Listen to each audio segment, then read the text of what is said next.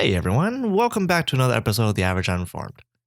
With Men in Black International releasing this week, we decided to revisit the first movie in the series. So grab a drink, sit back, and enjoy.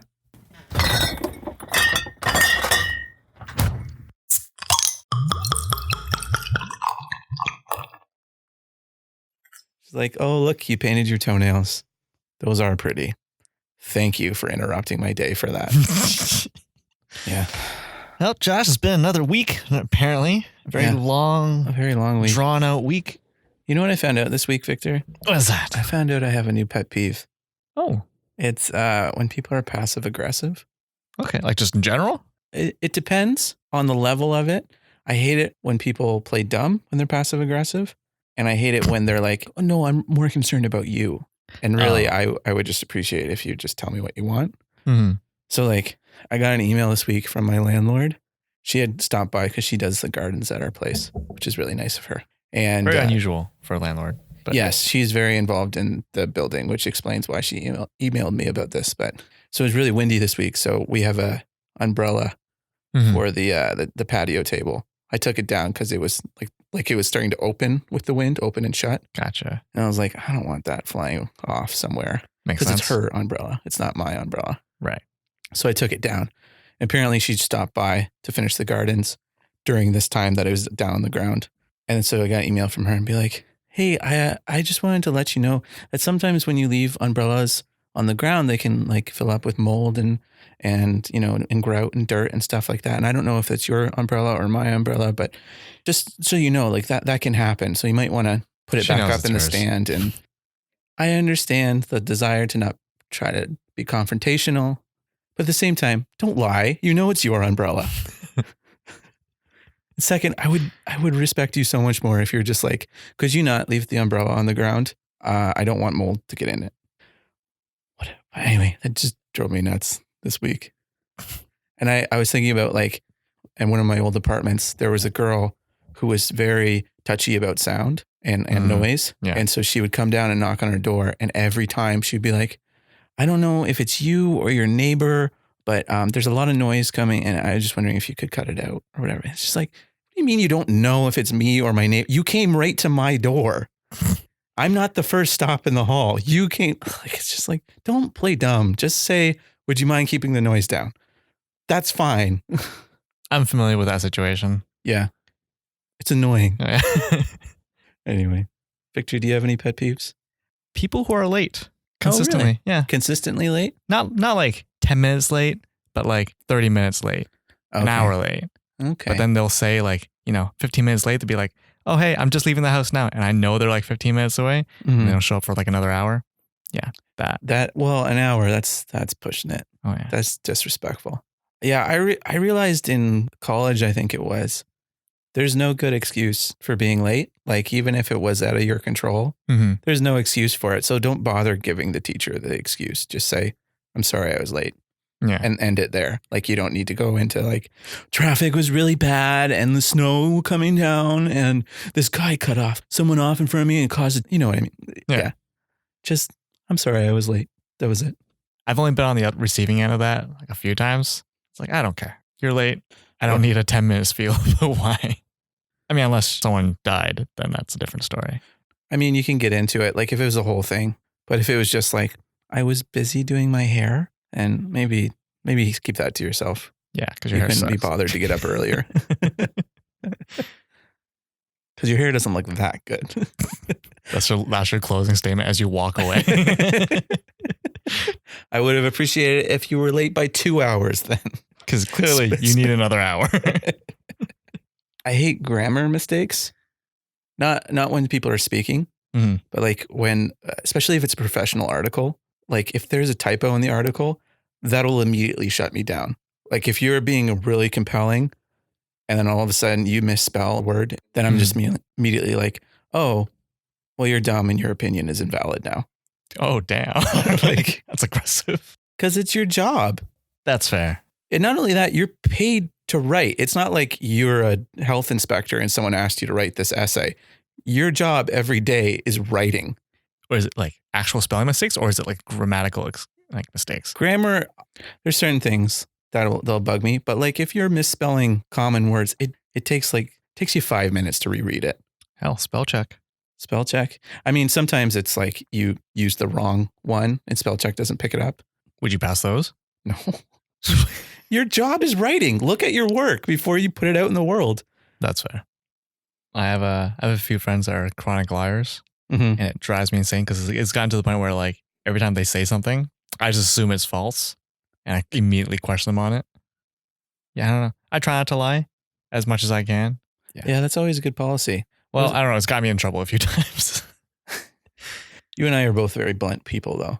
Yeah, I've learned to just not say anything, even though I would normally. What was it? Mark Twain who said something about like the most honest person never has to worry about remembering what they said or something like that. I mean, makes me sound like an idiot because I can't remember the quote, but it's something about like if you never lie, then you don't have to remember what you told people. yeah. I guess it makes a difference too if the person telling the lie is a complete moron. This guy had an excuse for not being able to make it to this event, the family event for the weekend. Mm-hmm. So this person's related to you. Oh yeah. It's his name's Don't name drop him. You know what? I don't care anymore. This guy sucks. He gave me one excuse. He gave his mom another excuse, and he gave his sister a completely different excuse. Just Why would you do that? he's not even good at lying. No, he's not. He's terrible at it. Yeah, I got to the dinner and I was like, "Oh, where's and his mom was like, "Oh, he's doing this." I was like, "Oh." He said he was doing this, but I thought he would still be able to make it. And then his sister's like, "Oh, no, he told me this."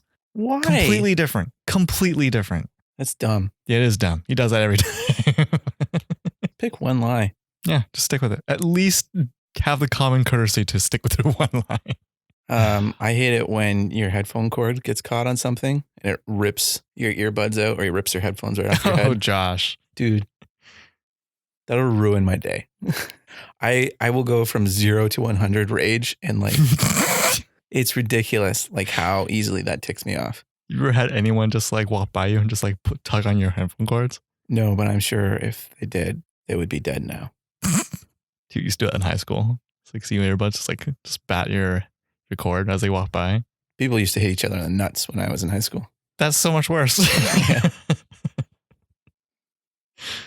Oh, Josh, should we head on to the news? Yeah, I guess so. Do you have any other pet peeves? No, I hate it when we take forever to get to the news.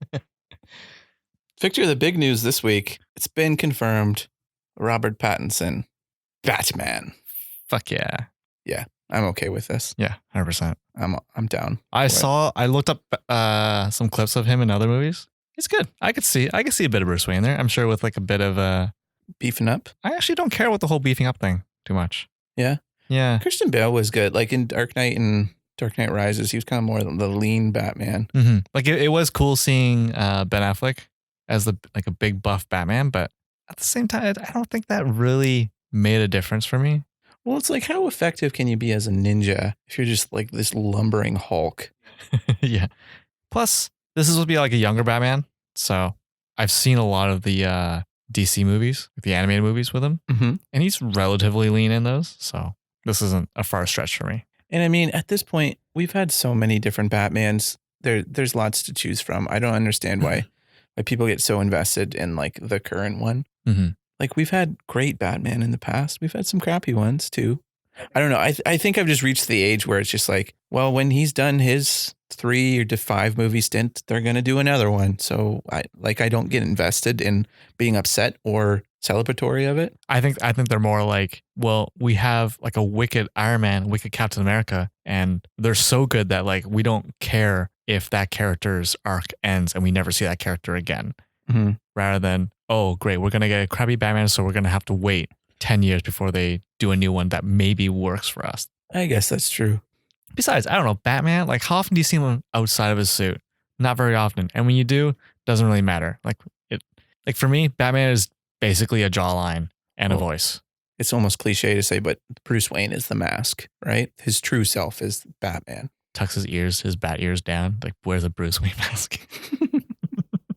You know what I'd really like? I'd like it if Robert Pattinson always had eyeshadow on just because he couldn't quite wash off the eyeshadow from the night before. It was just smeared. Oh, He's after just a like, long, hey, how's it going? after like a long day, he's got the eye makeup on. Oh, did you ever see that College Humor skit with Batman?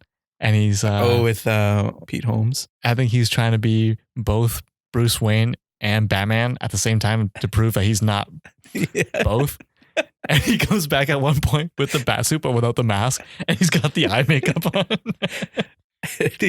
The first time he comes back, and he's just like, "Oh, hey, Rachel, Batman said we should date." It's like, you're still wearing the cape, really? I love Pete Holmes. Funny dude. It's a great series. Actually, College Humor did another Batman skit recently Without him, and it's terrible. oh, I know, too bad. disappointing. He should be the new Batman. It's a comedy at that point. No, It's like- imagine if it was just completely serious and he was just an idiot and everyone else was straight. They're like, Batman, we got to do this. And he's just like, I was a boy. Now I'm a bat. Yeah, I would see that 100%. Yeah, I'd see a feature length Bad Man starring Pete Holmes. But like in the current DCEU.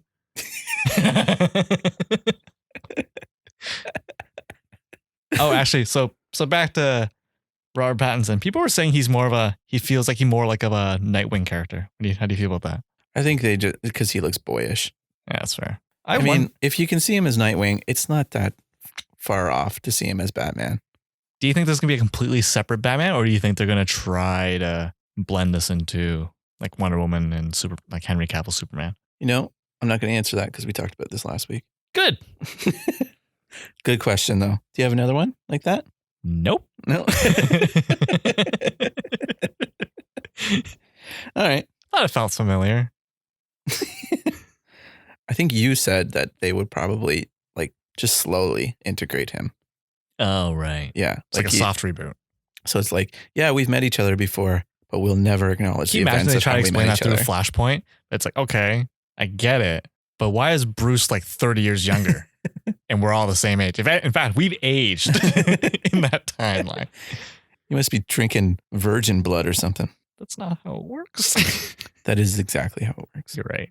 Actually, did you hear about that experiment for older rats that were like a little bit, I guess, slower in terms of like reflex and stuff? They did blood transfusions with them from like younger mice. So he had like younger blood in them, and it like completely 100% improved their health. How do you think Tom Cruise is still running around? He's got young rat's blood in his veins. Yep, that was exactly what my first thought was. Speaking of DC, Victor, did you see the Wonder Woman 1984 poster? There's a poster? Yes, there is. It's okay that you missed it. We can just skip it. No, I'll look it up. I'll look at it right now. I'm guessing this isn't it. That's it. Are you? Oh no! It looks like a joke. I brought that up as a joke. Yeah, that's it. What do you think of it? It looks like a joke. Cool. Let's move on. I have nothing to say about it. It's just Technicolor and gross. I mean, I'll give them that. It's a unique poster. If you saw that, you would be like, "Oh, I'm going to remember that."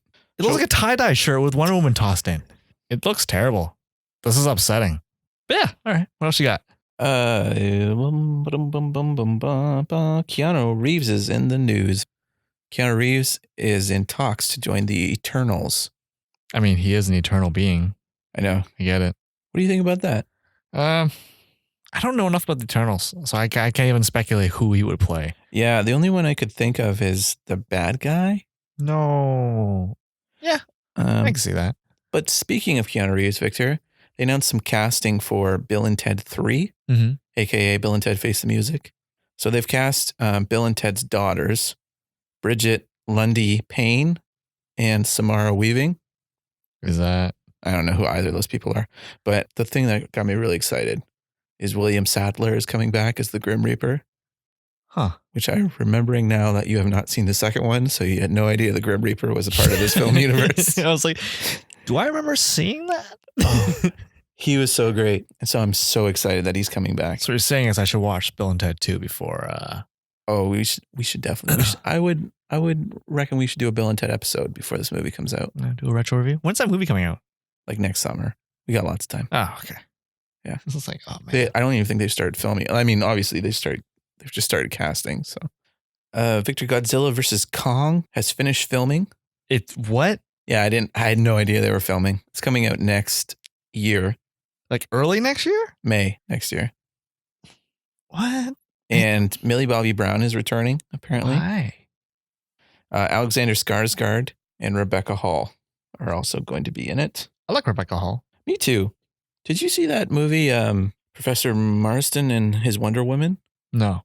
No. Oh, she was really good in it. It was about the guy who created Wonder Woman, but he's also like this incredibly smart professor. He actually, the same guy who created Wonder Woman created the lie detector test. Oh, it's funny because of the whole lasso thing. Yeah, and he was into like bondage, and he had a polyamorous relationship. So he had a wife and then like a second wife, who the first wife was cool with. It wasn't Nice. like it wasn't like it was behind her back. Like they were all living in the same house and stuff. It was kind of an interesting movie. Or Rebecca Hall played his first wife in it. She was really good in it. Victor, did you see the Ad Astra trailer? I did. What did you think of it? I'm really excited for that movie. Yeah, I watched the trailer twice. I don't know if I understand what the movie's about. Yeah. But the performances are really good from what I've seen in the trailer. Yeah, so if you haven't seen the trailer, Brad Pitt plays an astronaut. Tommy Lee Jones plays his dad, who was an astronaut years ago, who went on a secret mission and never came back. You know, something's happened to the planet. Yeah. And they think it's because of whatever Tommy Lee Jones did. So they were sending Brad Pitt to go and investigate, I guess. I don't know. It's all very visually stunning. Mm-hmm. It reminds me of Interstellar a little bit. Yes. Yeah, for sure. Yeah, it looks really interesting. For sure. And Brad Pitt is kind of at this level in his career where he kind of only chooses really interesting things to do. So when you see him. Well, like the last movie I've seen him in was Deadpool 2. And like before that, I can't remember the last one. The one with the Nazis? Oh, you mean like Inglourious Basterds? Yeah, that was the last movie I remember seeing him in. That was like almost 10 years ago. I guess he did that one with the tanks. Fury. That one was good as well. That's my point, is that Brad Pitt has gotten to the point where if he's in a movie, you go, okay, this is at least an interesting movie. Like he's not just doing it for money. Mm-hmm. So if he's wasting, a year and a half of his life making this movie, then it's probably at least well written. Yeah. Yeah, I'm excited for it. What do you think of it? It does look good. It's been a long time since I think I've seen Tommy Lee Jones in a movie. That's not a Western. Last one was probably what? Captain America? No. Lincoln? Anyway. Yeah, anyways. Speaking of Tommy Lee Jones, did you see the Jessica Jones trailer? Yes. Yes, I did. Yeah. What did you think? I don't care. You don't care? I don't care. This sold me on it. I did not care at all. I was like, I'm going to skip this.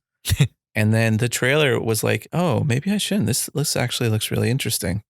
I like the serial killer vibe with the main bad guy. And the second season was rough, and it really made me hate some characters that I loved in the first season. Like I don't like Trish anymore. I don't like Malcolm. Oh, I liked. Oh yeah, I guess. Really, the only person I kind of liked, and it's dwindling, was Jessica. But this one, I was like, oh, well, maybe. I don't know. Like I liked her in the first season, but like towards the end and definitely the second season, I don't like her anymore. Yeah. I don't like her acting as Jessica Jones. I don't know if it's the same case as like Robert Downey Jr., where like that's just her, or if she's acting at that point. I don't know, but like I don't like the way she's portraying Jessica. Okay. But like I don't care that much about Jessica Jones in general, so like I don't know. Yeah, I don't know what I'm saying, but like I don't know if I just don't like her. Well, it wears you down, right? Like there is some charm to that kind of like sass, and I don't give an F about anybody. Yeah. But after a while, you're like, can you at least care about something? Yeah, I guess maybe that's the thing. Like I haven't seen her grow or change as a character. She's basically stayed the same. Like yeah, she went through some stuff in season 2 for sure, but it didn't really change how she acted overall. Yeah. So she does a good job. Like I liked her a lot, and at least in the first season, I liked her in Defenders because she was the surrogate of being like, you guys are all ridiculous. Mm-hmm. But guy dressed in a red unitard. Yeah. But yeah, I like her. She's one of the few Netflix actors I'd be like, they should put her in a movie. Who's Daredevil? Something Cox. Charlie Cox. You wouldn't see him in MCU? movie? No, I said she's one of the few. Oh, okay. Charlie Cox is like numero uno. Gotcha. Like I would love to see him in a movie, especially a Spidey movie. Oh, that'd be cool. Him and Vincent D'Onofrio. And like, you think he'd be playing like kind of mentor to Spider-Man? That'd be kind of cool. If they lean into this multiverse stuff that they've teased in Far From Home, you could just say that like they could just introduce a new Daredevil and have Charlie Cox play him and be like, no, that was another universe, the Netflix stuff. And so, you know, you don't have to go as dark with it. Like you can be a little bit lighter, kind of like is it Mark Waid who redid Daredevil Yes. in the comics. Waid, like yeah. a little bit more like fun in tone. Yeah. Like he could still be as straight as he was in Daredevil, but like you have Spidey quipping around him. So I mean, it could work. Yeah.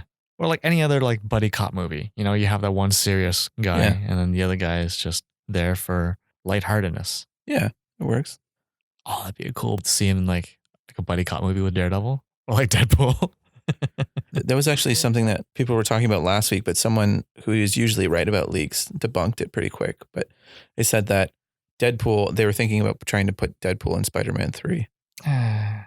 Yeah, I'm not. I feel like the other way around, if anything, you put Spider-Man in a Deadpool movie. Yeah, that's exactly how I would do it. Like Deadpool, he's very funny. You put it in a movie where I'm supposed to be taking like the plot seriously, he ruins it. Yeah. Because the whole shtick of that character is he knows he's in a movie. He's talking to the audience. Unless you don't do, like we talked about this before, but like you don't do the fourth wall breaking. And the only way I can say that working as a Spider-Man movie is if they use Deadpool mainly as like a drop in, drop out kind of character where you only see him as like in total maybe 15 minutes throughout the movie. You know, I can't see this Spider-Man interacting with him though. I can't see a serious Tom Holland interacting with Ryan Reynolds. Like the only way it could work is if Tom Holland is playing a parody of himself, which you don't want him to do in a Spider-Man movie. Again, as you said, Deadpool 3, I could see that. Like, yeah, I feel like you have to like establish Spider-Man as like more of a serious character. Not serious, but like if we did this with like Sam Raimi's Spider-Man, I could probably see that, but not so much to this one. Actually, they were talking when that guy debunked it. He said Deadpool is definitely not going to be in Spider-Man 3. They said they are looking to find a way to put Ryan Reynolds into the MCU, but just like how he was in the X-Men universe where he was in his own movies, that's how it's going to be in the MCU. That's how it should be, yeah. They said, but Sony is desperately trying to put Venom in Spider-Man 3. So I can tell you are not happy about that. Like they were going to keep that separate. Why don't you just keep it separate and they just do their own Spider-Man, leave this Tom Holland Spider-Man alone? Yeah, I'm the same with you. I'm not on board if they're going to put Tom Hardy's Venom into Spider-Man. Would you be on board if it was like an MCU Venom? Like, so it has nothing to do with Sony's universe, but they just want to put Venom in. I feel like if you were to do Venom, you would have to do a movie introducing Venom and then another movie concluding Venom. I don't feel like 2 hours is enough to do a cold introduction to Venom and then conclude that story in the same movie. Because I feel like there's a lot of stuff to explore there. Like, I guess the morals of keeping a suit like that affects your personality, and then like the consequences of getting rid of it but not destroying it. Yeah, it's hard too because they did a lot of those same beats in Spider-Man 3, like of the Raimi trilogy. Yeah. Raimi trilogy. And that's kind of the hard thing about rebooting characters like that. That was the thing with this Dark Phoenix movie coming out this weekend. Is like I just kept thinking like, well, even if they knock this out of the park, like MCU, they're probably going to stay away from doing a Dark Phoenix movie. More than likely, they won't do it at all. And so that's kind of like the frustrating thing is that now that they're in the universe that we love them to be in, it's already been done. Yeah. Both the Raimi trilogy and the Amazing Spider-Man 2 movies, they leaned so heavily into Uncle Ben stuff that we didn't even see Uncle Ben. He wasn't even mentioned in any of the appearances that Spider-Man's had in the MCU. I would really like to see some of that. But at the same time, I totally understand why you're avoiding retreading stuff that's already been seen, but it's like, it's too bad. It basically is what I'm saying. Yeah. So, shall we move on to the topic of the week, Victor? Yeah. So, Men in Black International hits theaters next week, which we will be reviewing. So, to get us in the mood, per se, we watched Men in Black 1. Yeah. And When did this one come out? I didn't look up the year this time. Is it 1995? I thought it was 97. That's probably more likely. It feels like a 1997. It feels like late 90s. Yeah. 97. Yep. 1997. Way to go, Victor. Yeah. That's a first and probably will never happen again where I know something that you don't about movies. Yeah. Okay. Non-spoilers. What do you think of Men in Black? Non-spoilers. It's 1997. This is 12 years old at this point. Just bear with me. Wait, 12 years old? I don't know. 22? Yes. Victor, non-spoilers. What did you think of this movie? I really like this movie. It's good. It's Non-spoilers for me. I love this movie. Let's get into spoilers. this movie's like, I don't know. I kind of have a bad, like, it's hard for me to judge the movie because like I have a bit of history with this movie where like this was the first movie that my dad and I saw in theaters. Oh, really? That movie, that experience being, as well as being like the first time I'm introduced into like Will Smith as well as Tommy Lee Jones in like a serious role that's not goofy and campy. Okay. And is actually his face and not a face and a scary face. Yeah. It was also the day that your dad left your family forever. So it really He didn't leave. He just went to get smokes. He'll be back someday. It's far away. He probably ran out before he got back home and went back.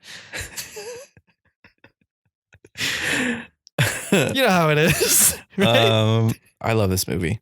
I was watching it again and I was trying not to watch it with nostalgia goggles because this was a pivotal movie as a kid for me. Mm-hmm. I loved the animated series after this movie came out. Oh, really?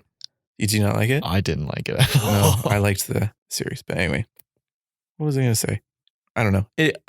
Watching it again without the nostalgia goggles, it's just a great movie. Like it's well made. It's good. So we're going to have a hard time talking about this because it's one of those movies that's good. Like, what do you say? What hasn't been said already? Yeah. But anyway, let's get into it. So plot of the movie. It's about a secret organization that deals with extraterrestrial life that lives on Earth or visits Earth. They call it the Men in Black. And for this movie, they are, I don't know how to summarize this. They're fighting off a bug alien that has come to Earth to destroy it. They came here to look for something. Yeah, so it's looking for it's a MacGuffin. And if it leaves with it, the people who own the MacGuffin, they're going to like, you better give us the MacGuffin or we're going to destroy you. Yeah. Because they can't allow the bug to leave with it. Mm-hmm. So they will destroy the planet if necessary. They don't get it. Yeah. And so the Men in Black have to stop the bug before he gets off the planet with it. Yeah. And that's basically it. Well, at the same time, it's an origin story. So Will Smith plays Jay. His Agent original Jay. name is James Edwards, I think. Yeah. He's an NYPD Blue. NYPD Blue. He's an Nice. NYPD cop. Yeah. And he gets recruited by Tommy Lee Jones' character, who is part of the Men in Black. Agent K? Agent K. Yeah, so it's kind of like his first case, and also he plays the audience surrogate where we're seeing the world through Jay's eyes, who is seeing all this stuff for the first time. Mm-hmm. So it's well made. Yeah, it's like the pacing is very good. It explains to the audience enough of what you need to know. Like it doesn't overload you with information. It doesn't make you wish you had more to understand the story. Mm-hmm. Like I feel like, especially about the alien, like I don't need to know about the alien's origin story. I just know that he wants this. I know that kind of alien he is. I know that where he stands in terms of good or evil. Yeah. And motives. So that's enough for that. Very simple story. Mm-hmm. Yeah. Like this is very action movie-esque of the 90s. Like there's enough plot for you to be satisfied, but you're not looking for like a deeper story here. There's no deep meaning to what's going on. Yeah, it's not bogged down with subplots and stuff like that. It's just really strong characters who are just kind of going through the movie and they're reacting true to their characters, to everything. Yeah. And it's extremely well cast. Like Will Smith is hilarious in this movie. Mm-hmm. I can't imagine anyone else playing this part. No. At that time anyways. Yeah. Even now, like, I don't know. I'm thinking yeah, because there's a level of like, because Chris Hemsworth is probably like he's going to be playing, I guess he's playing the Tommy Lee Jones character in a way. Well, not really. They're different people. It's kind of but like weird to compare them. same mentor Yeah. character. I guess Tessa Thompson, that kind of works. She kind of has the same level of cool and cockiness Whoa. to her. That's two black characters, Men in Black as the rookie. What are they saying here? that they have diversity hires. Is that what you're saying? Is that what you're trying to? Yeah, it backfired on me a little bit. But Yeah. Tommy Lee Jones is great. It's really playing his type, though. Mm-hmm. It's well cast in the sense of like this is exactly his character from The Fugitive that I don't think he won an Oscar for. He was nominated for it, I think, though. But it's basically the same character. It's basically the character that he always got hired for after The Fugitive. Angry, like white drill sergeant. Basically. Yeah, very detached, very litigious. Litigious. That's the word I was looking for. It's funny if you said that word to me before all that, I'd be like, I don't know what that means. Moving on. I'm not even sure if it's right. But it's funny. There's one part at the beginning of the movie where he wipes Will Smith's character's memory, and the next scene is them in a bar, and Tommy Lee Jones' character is just like laughing hysterically and goofing off, and it's so out of character. But like, I love that scene. Oh yeah, because it's almost like they swapped roles. Because Kay is very like he's recovering from the memory loss, but he's very quiet. He got him a little drunk too to kind of help the story. Mm-hmm. So you mean Jay? Jay is drunk. Yeah, okay. Jay is drunk. Sorry. Yeah. That's like the first scene I think about when I think of Men in Black 1. When he's giggling about the honey, this one's eating my popcorn. The other person who's really great in this is Vincent D'Onofrio as Edgar. So what happens if you have not seen this movie, which I highly encourage you to go out and see or stay in and see, I guess, at this point. You have to go see it. Yeah, where are you going to go rent it? Yeah. Maybe it's on Netflix. I don't know. It's on, actually, it's not on Netflix, but it is on Amazon Prime TV. Oh, okay. Yeah. Anyway, so this bug is a giant cockroach, but in order to walk around in New York City without turning heads-ish, he takes the skin off of a farmer. Yeah. And named Edgar. And he just is walking around and like he's clearly like he doesn't fit the skin.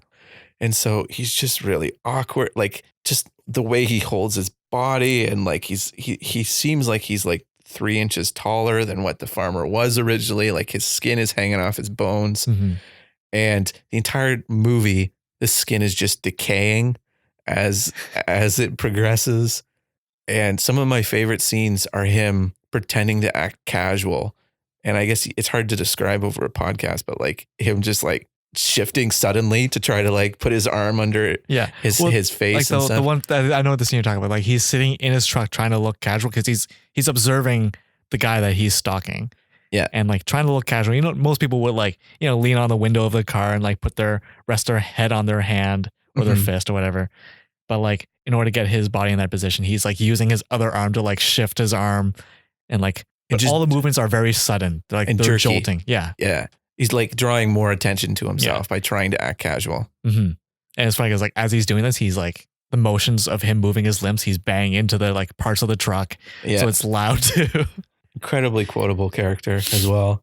Like I think when you say Men in Black, most people will say back to you, "Sugar, give me sugar."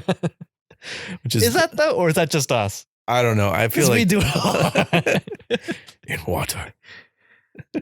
But it's funny because like I didn't know he was the Kingpin in like Daredevil season 1 for the longest time, and then when you mentioned it to me, I was like, oh no, yeah. Because now that I watch it, and it's like, oh, that's Kingpin. Oh, that's Kingpin.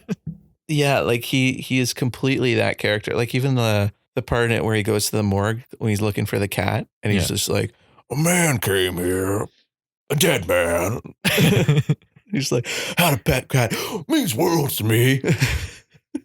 Like he just has such erratic. Like he is 100% in this character. Yeah. And it works so well. He's definitely an alien speaking a language that is not native to him. Yeah. And he's just trying to be casual and he's just, he looks so gross by the end of the movie. I can't think of a single casting in this movie where I was like, that could be better. Yeah. And then of course, I can't remember how to say her last name, but Linda Fiorentino, I think, plays Dr. Weaver, the coroner. Mm-hmm. She's great in it too, because she constantly finds dead aliens because she's the coroner for the New York City, and Kay is constantly wiping her memory, and so she's just kind of it's not like humorous like how kind of out there she is, but it's very subtle that she's just a little bit not all there. And maybe it's because of the amount of times that she's been wiped, or maybe it's because she spends all of her time around dead people and doesn't talk to people that much. Actually, one thing I noticed watching this again, did you notice that like Will Smith's character is the only like very expressive character in this movie? Mm-hmm. Everyone else is very like, well, other than the Edgar suit, but yeah, go ahead. Everyone's very like tame and like sterile. Yeah, like the coroner, all the people in Men in Black, the people that he like the military people that Jay goes up against. James, you said? James, yeah, James, that's his original name. Yeah. So James goes up against like a few other military guys at the beginning of the movie to kind of like get basically pitched for this position for Men in Black. Yeah. Oh, the testing scene I love so much. I will let you explain it, but I have a point that I noticed for the first time with this movie. Oh, really? But like this viewing. But go ahead. But like, yeah, his character is very like they definitely like go the artistic route in the sense that like they make one thing stand out by making everything else the opposite of that one thing. So if you break down all the personalities in this movie, James and the alien are the only ones that really stand out because everyone else is the same. Everyone else is very like stoic, which I love. Because I mean, maybe you wouldn't, but maybe you would. Like that's how you would be. Like if you had seen this every day for 30 years, you would just be like, "Do you want some coffee or whatever?" Whereas Jay is like, "Oh my gosh, did you like that guy blew up and then he hit me and then like so excited and so loud and loves being there." Like, but this is him coming from what, Fresh Prince? I mean, I think he did an Independence Day before this, and he did. Bad Boys. What he would have done. Oh, okay. So never mind. So he is a movie star at this point. Okay. He's definitely selling tickets. Yeah. I didn't see Bad Boys in theaters. I didn't see. No, we would have been like 3 or 4 when that movie came out. Independence Day. I remember seeing that and being terrified. That one scene where they have that the alien has the scientist by the neck. Oh, release me. Yeah. I remember leaving the room for that scene. That was Data, that scientist. That's Data? Yeah. Shit. Brent Spiner, yeah. Anyway, the testing. So the thing I noticed about it the first time, we've actually quoted this line on the podcast, but Zed, the guy leading the testing, he says, "Okay, we have you all here, the best of the best, Navy SEALs, NYPD, blah, blah, blah, blah, blah, blah." And he says, "We're going to do some testing." And Will Smith says, he puts up his hand. He's like, "I'm sorry, maybe you already answered this because he had to come in late. Yeah. Why exactly are we here?" And then one of them goes, "Sir," he gives a whole spiel about his title and like where he graduated from with honors. And then he says, "You're looking for the best of the best of the best, sir." And then Will Smith makes fun of him. And he goes, he's clearly very excited and has no idea why we're here. And like that entire time, every time I've seen this movie, you go, Will Smith's such an idiot. He just said, but I realized he's asking about like why we're here, as in, you've said you're looking for the best for what? Yeah. I never got that in that moment. I always just thought Will Smith was an idiot. It was like, just like, and that was the thing, something turned on watching it, this viewing. I saw that and I was just like, this whole movie is about seeing more than what has been originally told to you. Yeah. More than meets the eye. Yeah, exactly. More than meets the eye. But anyway, this testing scene is so great because every single one of the tests is that. We're giving you this test, but that's not actually the test. Who cares about what you wrote on the paper? Mm-hmm.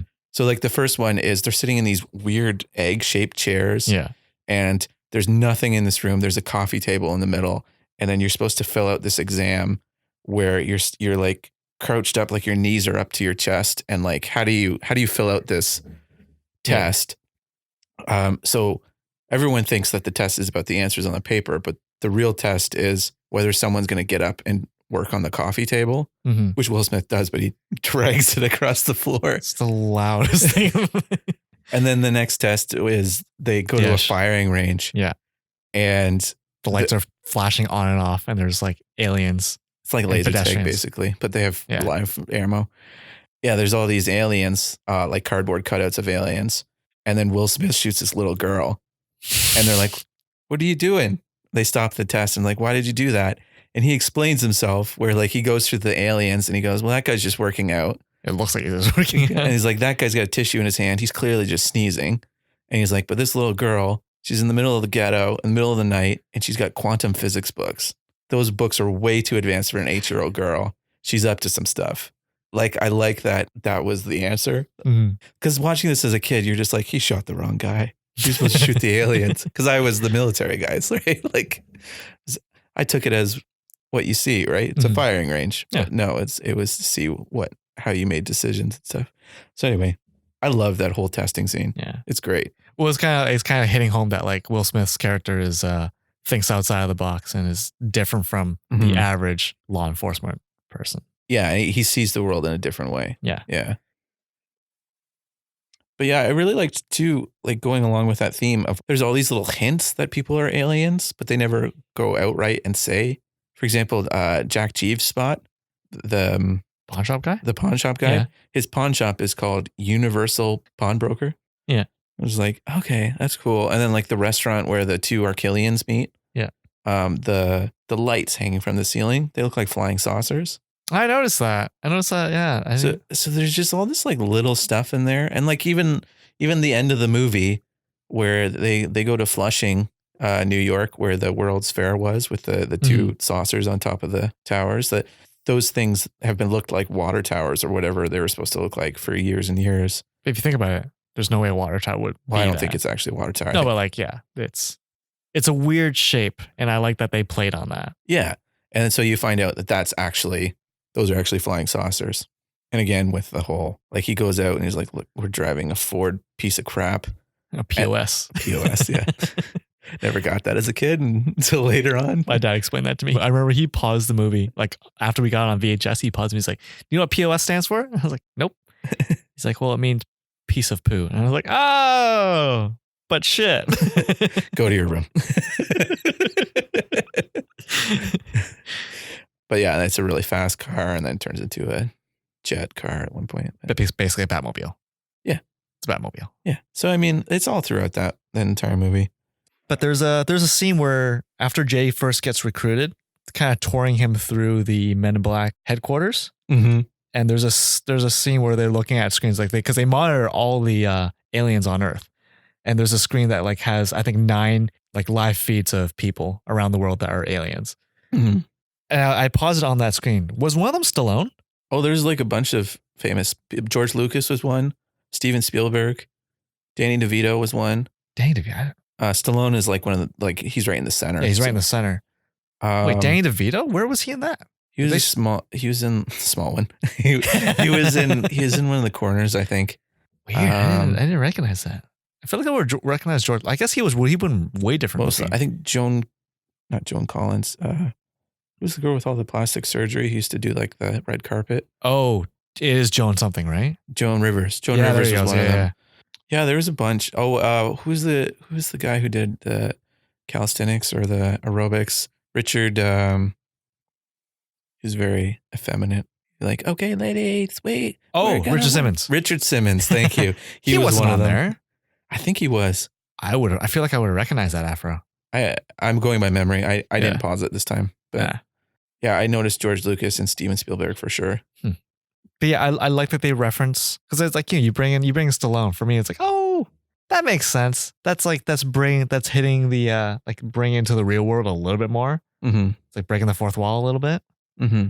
So I like when they do that. They register or like they reference the real or like our world a little bit more. And speaking of that, I really liked the set design of this movie because like everything feels like very grounded and kind of gritty. Like even Men in Black, which is very like clean and white, like it feels sterile. Like it doesn't feel like in the sequels, it kind of went a little bit too shiny. You know what I mean? Yeah. And so it feels like a set, whereas like it felt like a real, well, they weren't government operated, but it felt like a government operated place. Mm-hmm. Did it remind you a little bit of the Matrix? Like the first Matrix? Like the settings? Like as far as the design? Scenes? Yeah. Like where things are very clean, they're very clean. And where things are meant to be a little bit grungy, they're very grungy. I could see what you mean, where it's like the it's one or the other. There's no in between. Yeah, like the contrast between the two of them. Yeah, I get where you're going with. It didn't occur to me, but I get what you're saying. I like that scene too, where Will Smith touches that like that weird like the orb and it like goes flying around. And yeah, because he touches an orb and it immediately shoots off, and it's imagine bouncing like one of those bouncy balls, like rubber bouncy balls as a kid, but You fired it out of a cannon. Yeah. And it is, at one point, the ball enters a room full of like glass and like beakers. Like if you haven't seen the movie, just What's look wrong up with that you? scene on YouTube because Will Smith's like commentary while it's happening, it's so funny, and like even us repeating it would not do it justice. There's one line he says that caught my eye. It was like, if you see it coming towards you, just get out of the way. It's so redundant. It's so well edited too because it's just like he's just saying stuff, and then it's like right after that, it's just like someone get him some ice.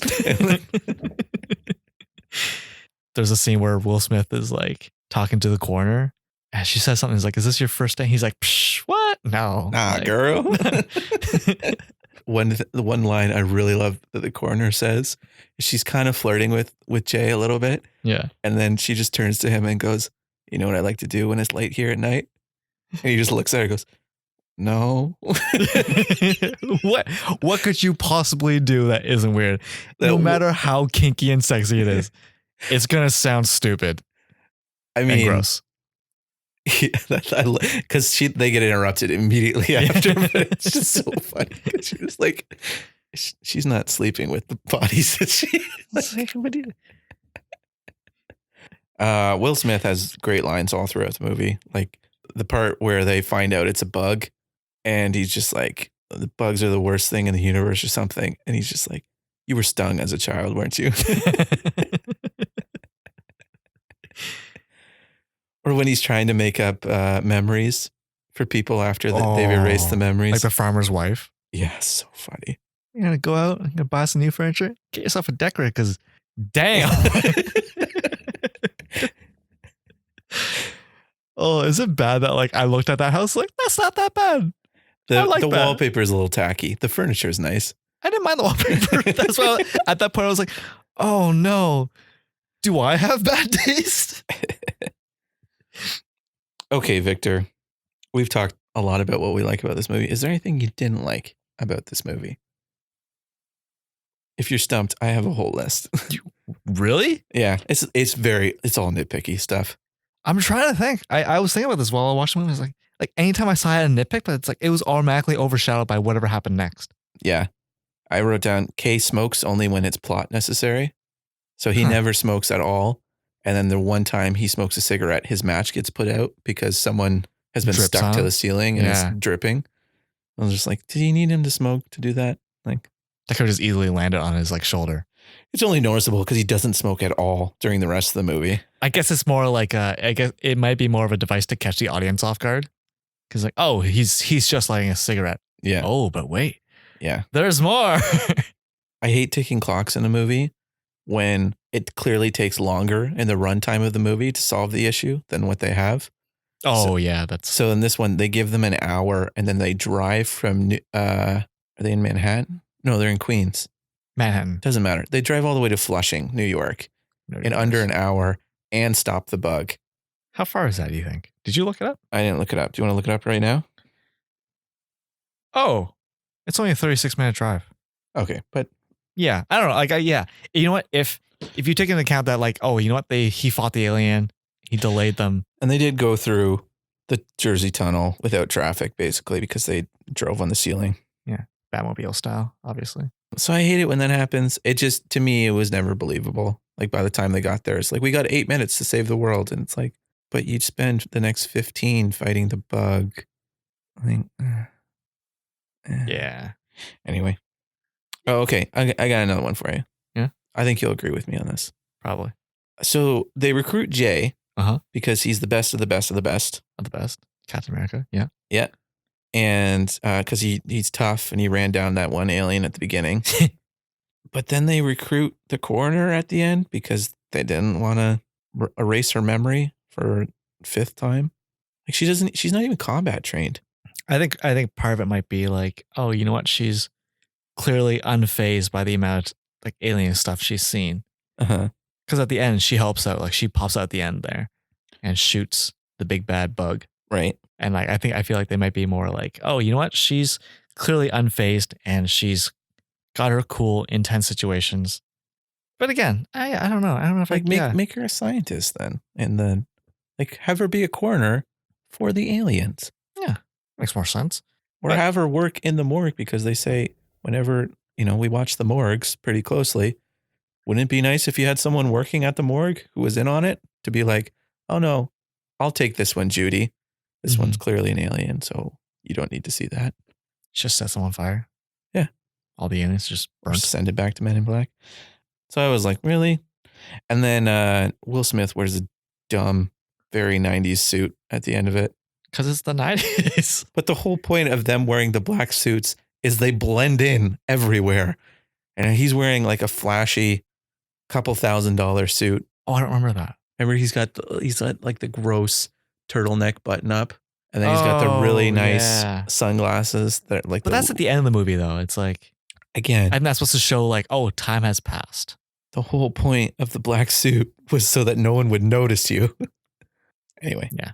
So that always ticked me off.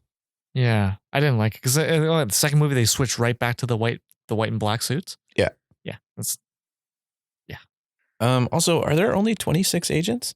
Because they all just go by a letter of the alphabet. There's no way. Because like beginning of this movie, Kay has a partner who is clearly way past his prime. I think his name was T. His name was T? Yeah. I heard Z, and then it wouldn't be Z because Z is the Z other is Z, and that's where the confusion came. It was like, all right, so are there duplicates? And then I was thinking, because there's all sorts of like peons walking around who don't wear a suit, but they have like a short sleeve, white shirt, and black tie. Yeah, maybe they don't have names. Yeah, so that everyone has a letter as their name. Is there more than one? That's a terrible naming scheme. It's like, even if you started including like Russian letters or Chinese characters, there's a finite amount. Maybe like M2, M3, K7. Yeah. So that does make sense. He'd be what? There's no way he's the first. Well, he was, J because he was K. there on the first night. K was there on the first night, but yeah, maybe there's been other J's. I forgot so this organization, it wasn't created as long ago as I'm picturing. Yeah, it was in the 50s that it started. Anyway, anything else you want to say about this movie? Should we talk about the music video? The song, Men in Black? Oh, I remember watching it once and stopping about like halfway because I was like, really? Because you're dead inside? Because that is the best Will Smith song ever made. It's good, but like the video, it's very 90s. Yes, for sure. Yeah, I don't know. I love the song. And this was at a time, do you remember when they used to have, there would be, a movie would come out and then there would be a song about the movie that would come out at the same time. And it would be part of the soundtrack. Yeah. Yeah, I remember that. Those were some dark ages there. You'd get all pumped. Like if you're excited for a movie because there was no internet, you'd watch like MTV or like we had Much Music because we were Canadian, but you'd watch Much Music to watch the music video so that you could see footage of the movie before it came out. Isn't that weird to think about? Yeah. That the internet wasn't as saturated with information as it is now. Well, we didn't even really have it at that point. I remember we got the internet as early as we could have gotten it in our area. Back then, there wasn't a lot of content on the web. Mm-hmm. And like, I remember joining chat rooms and just like talking to random people. Is this going to be a dark story? No, it's just weird to think about. It's like, you go to chat rooms and like, that's the only place you can communicate with people. But like now you have like comment sections in like podcasts, Twitter, wink, wink, Instagram, like Facebook, like all like I can't like think of one website where there isn't a comment section. Yeah. At that point, chat rooms weren't filled with predators looking for children. And like, it was people who were just genuinely excited about the thing that the chat room was about and were looking for other people. Like I learned about, I think the first person I talked to, they were from like Germany or Norway, somewhere in that area. It's like, whoa, I'm 11 years old talking to someone across the globe. Yeah, it was a fascinating time. Yeah. And now we take it for granted. Yeah, we just have ridiculous arguments. Yeah. But that's actually a line that like Kay delivers. It's like 15 minutes ago, you didn't know, like this is when he's first recruiting Jay. He's like, 15 minutes ago, you didn't know aliens existed. And like, 15 years ago, we thought we were the center of the universe. Yeah. And like, think about what you know in like the next whatever. Yeah. It's like, oh yeah, that's. Imagine what you'll know tomorrow. Yeah. Like it's kind of humbling a little bit. Yeah. Makes you feel small. Because you kind of forget like what we have now. We didn't have like even like 10 years ago. Like imagine having a smartphone 10 years ago, 2009, that could browse the internet as fast as your computer, Well, faster than. like even just thinking the computer that sent the Apollo missions to space in 1969, there's more computing power in your phone than Yeah. what was on those spacecraft. Oh, it's insane. Yeah. It's nuts how far we've come in such a Mhm. short time. And we're not even all that old. No, We're going to be the last generation that will remember life before the internet. that's weird, eh? And even then we weren't all that old. Like we what, 4 or 5 before the internet became a household thing? Feels like 6 or 7, yeah. Yeah, maybe. Oh, I said that's probably when it started, and then yeah, household thing probably. Yeah, because I remember in grade 3, someone came into the school and make a presentation about it. That's weird to think about. It's like imagine someone pitching you the internet. Imagine someone coming into your school to pitch you a phone line, being like, "This is going to be the next new thing. We're going to set up these devices in each one's house, so you don't have to leave your house to talk to a friend." And I'm holding my cannon string. So apparently, gin and tonic makes us very heady and philosophical. Yeah, I'm feeling a little off more than usual Yeah, after a few I hope drinks. this episode sounds okay. Oh, I'm sure it does. We're awesome. Anyway, Bit of a tangent there. anyway, Victor, do you have any more thoughts about Men in Black? Not really. Like this movie's overall very good. It's very well directed, put together, edited, casted. It's like I mentioned earlier. Like I can't think of like a thing to fault it on. Yeah, all the things I said, they're kind of nitpicky. They don't ruin the Yeah. movie whatsoever. And like I don't know if it's a good thing that we watched it this week because now it's setting the bar not relatively high, but like it's setting it up a little bit higher than it would have been for Right. Men in Black International. Because like I like in my mind, I'm separating it as like this is a different franchise. This is Mhm. a different Men in Black. This is I would almost say like this is almost a reboot because it's a different set of characters altogether and like it's completely disconnected, even a different continent. So like I'm hoping I'll enjoy this movie as much as I did the first one. But Yeah, I agree. yeah. I am looking forward to seeing what they do. I think what's off-putting for me, I talked about it a little bit, is like the environments, like the set design of the first one. Mm-hmm. All the sequels felt very shiny. This one also kind of looks shiny, and I think that's what's kind of giving me pause a little bit because it just looks like a blockbuster movie. You know what I mean? It doesn't feel as real as the first one, especially because like they're using a lot of CGI for the aliens and stuff. Because why wouldn't you? Yeah. And so, This isn't Star Wars in the 80s. but 70s. anyway, I am going to try my best to go into this movie with an open mind, and we'll see. But Hey, maybe we just take a few shots before we go in. not doing that. All right. Your funeral. Because you're gonna kill me if I don't like it. What? Yes. Okay. Anyway, Yeah. well, Ended there. let's do it. Well, thanks for listening, guys. It's been another episode of Average Uninformed. Yeah, actually, I'd be curious to hear your thoughts on this movie because it's definitely an oldie, but it's very much a classic. Yes. Yes. It's hard to imagine anyone who hasn't seen this movie. Well, I mean, there's young people out there, Victor. There's people who are guess- younger than us. Yeah, they're wrong. But anyways, if you want to get in touch with us, you can email us at averageuninformed@gmail.com. And looking forward to give you our reviews for Men in Black International next week. Sure. Yeah. Anyways, bye. Ow, my foot stuck to that board.